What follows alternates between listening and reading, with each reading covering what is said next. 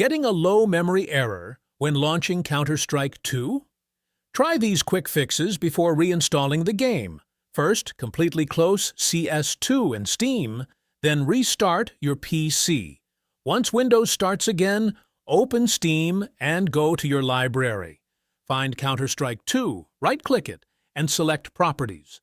Go to Installed Files and click Verify Integrity of Game Files. Wait for Steam to finish checking the installation. If it finds damaged or missing files, Steam will replace them automatically.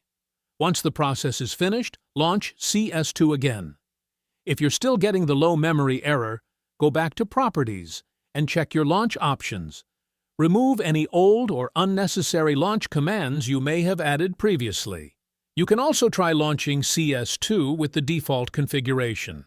Steam confirms that launch options can be used to recover from incompatible game settings.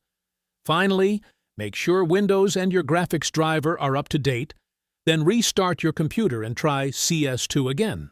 And that's it. Start with verifying the game files and clearing old launch options before trying more complicated solutions. If this fixed your CS2 low memory error, like the video, subscribe, and check out our other CS2 fixes.